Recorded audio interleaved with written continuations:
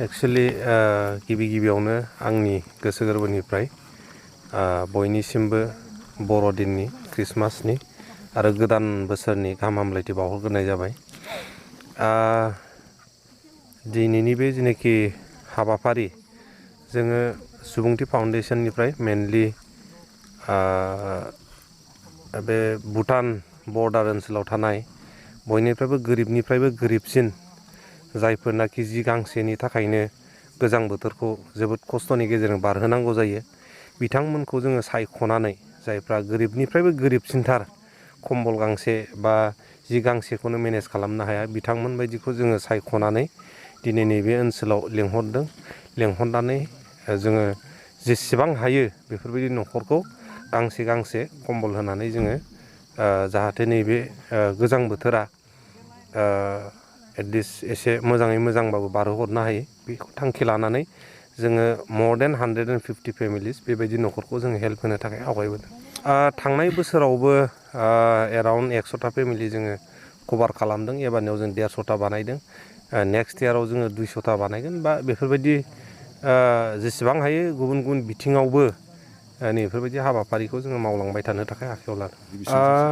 दिनै मोनसे जोङो आखायाव थांखि लाबाय थादों जेनाखि जोंना गोदोसोनाय ओनसोलफोर बेफोरबायदियाव जोंना गभमेन्ट स्कुलफ्राबो गैया जोबोद खम।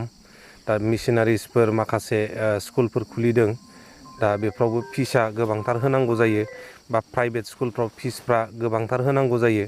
दा बेफोरबायदिखौ नोजोर होनानै जाहाथे जोंनि गोरिब गुन्द्राफ्रा ओरैनो फरायनो मोनो बेखौ नायनानै जोङो मोनसे बेसेन नाङै मोनसे फरायसालि फसंनायनि थाखाय जों आखायाव लाबाय थादों। खोब थाबैनो जाफुंथारगोन होननानै आं बुङा, नाथाय बियो प्लानिं स्टेजाव दङ। मोनसे बिनि बानायनायनि बोरै बानायगोन मानिफ्राय सर्स फैगोन बेफोरखौ जोङो थिग खालामबाय थादों। बे गासैबो थिग जायोबानो जोङो फैगौ बोसोर बा नेक्स्ट एकाडेमिक सेसननिफ्राय जागायनो थाखाय सानबाय थादों। जोङो सुबुंथि फाउन्डेसननिफ्राय दाख्लैसो जोङो मोनसे जाहाथे बड'लेण्ड ओनसोलाव मोनसे गोजोन थासारि फैयो बेनिनो मोनसे मेसेज हिसाबै जोङो मोनसे जोलुर बादायलायनाय खुंदोंमोन। बे जोलुर बादायलायनायाव जोंहा रायजो राजाफ्रा लोब नुजाफैदों आरो जोंनि जेनाखि यां जेनेरेसन बिथांमोनहाबो जोबोद एनकारेज जानायखौ जोङो नुनो मोनदों। दा बिनिनो आरोबाव जोङो मोनसे स्टेप गोजौआव थांबावनो थाखाय जाहाथे जोंनि यां जेनेरेसना एनकारेज जाथों बिनि थाखाय जोङो मोनसे हाबाफारि लाबावदों। 27 थारिखआव जोंहा गुवाहाटि स्पर्ट्स एस'सियेसननिफ्राय बे थाइखाजरा फिल्डआवनो इन्सपेक्सननि थाखाय जागोन। जोङो गिदिरथार मोनसे जेनाखि फुटबल टुर्नामेन्ट जायखौनाखि जोङो बरदलै ट्रफि होननानै बुङो। बे बरदलै ट्रफिखौ जोङो बे थाइखाजरा ओनसोलावनो सुबुंथि फाउन्डेसननि लिडारशिपआवनो जोङो खुंनानै हरनो थाखाय दिनै थागथियारि जाबाय थादों।